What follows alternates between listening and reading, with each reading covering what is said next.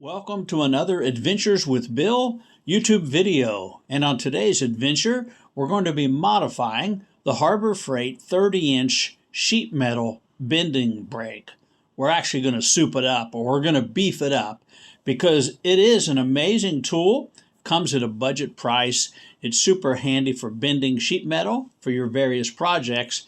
However, there is one significant, well, actually a couple significant deficiencies with it. The way that this brake works is that it has a free-floating bar that sits on top of your sheet metal, and the bar is about 3/8 of an inch thick, 30 inches long. It's rather substantial, but the bar is just free-floating. There's nothing really to hold it in place. So you can see that the way you're supposed to use it is to put a couple of C-clamps or other types of clamps to sandwich the sheet metal that you're bending.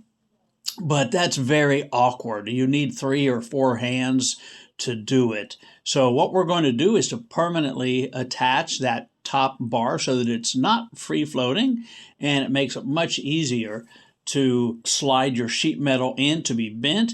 You don't have the limitations of how wide of a bend that you have when the C-clamps are there, because you can only put your sheet metal so far through before they would hit the back of the clamps. Another problem with this brake is that that bar will flex when you are bending a very wide or a thicker piece of sheet metal, and so it needs to be stiffened up. Some people put angle iron on top. I used a piece of 2-inch square tubing, have it welded to the top, as you can see there in the picture. You're going to need some parts to make this project the way that I did, and many other people have done as well. I use 7/16 by 4-inch bolts. You can get away with 3.5-inch. Those would work as well. You'll need some flat washers for that and a couple of nuts.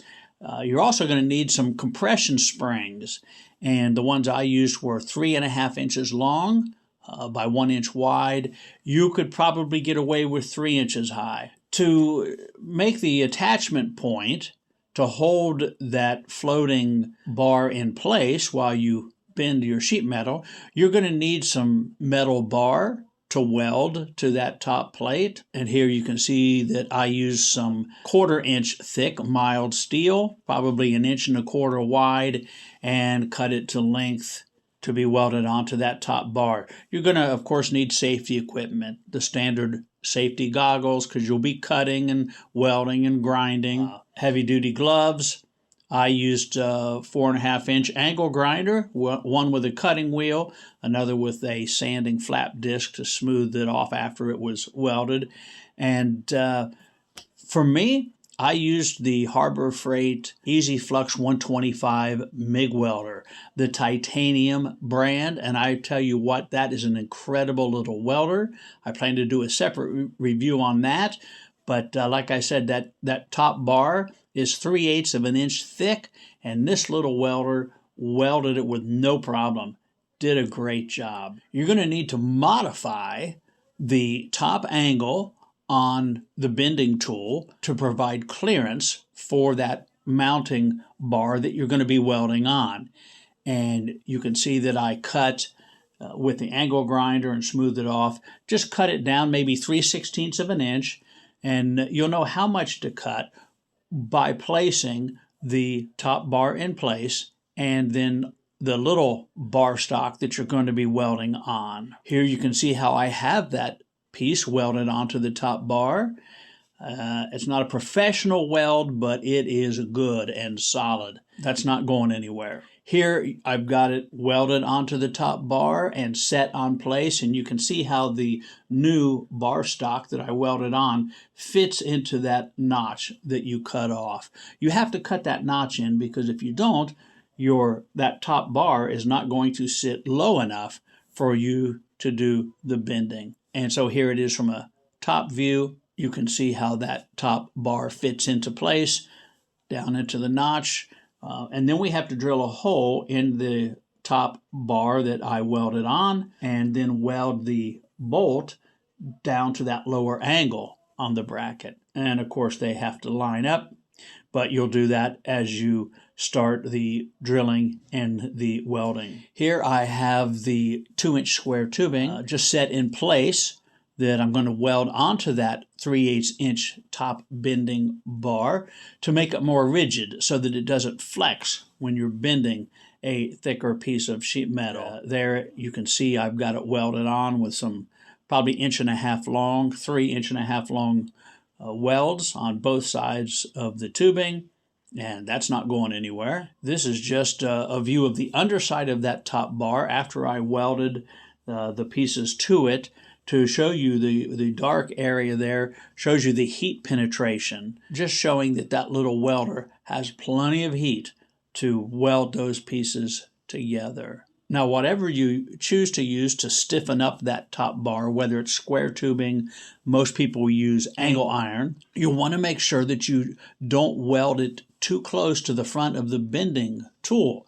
So here I have it positioned in the up position where you would be at the end of a bend to make sure that there's still clearance between the bending bar that folds up and whatever you weld onto that. If you get your welded piece too close to the front rotating plate, you won't be able to get a 90-degree bend. So just make sure you've got clearance there before you get it all welded together. Here I'm drilling the hole for the bolt and the spring assembly. Again, once you've got the bar laid on the unit, you'll mark those out so that you have plenty of clearance. In this picture, you can see that I have welded that bolt to the lower angle, and it's coming up through the hole in the plate that I welded on the bar stock. And here is the compression spring. And the purpose of the compression spring is that it will keep that upper bending bar raised up off of the lower surface so that you can easily slide your material that you're going to bend in between the upper and the lower bars. Otherwise, you have to hold that bar, that heavy bar, up with your hand, try to get it off position. The spring makes it so simple.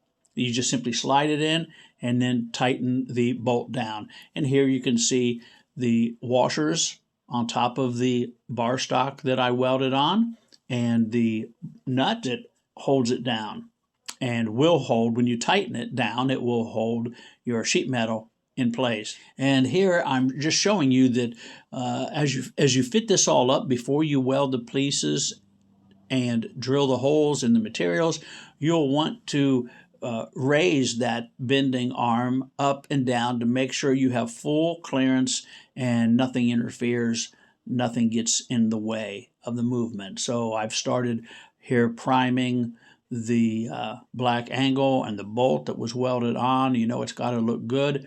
The upper bar assembly here is all in primer. I went ahead and painted black, as you can see, on the existing framework.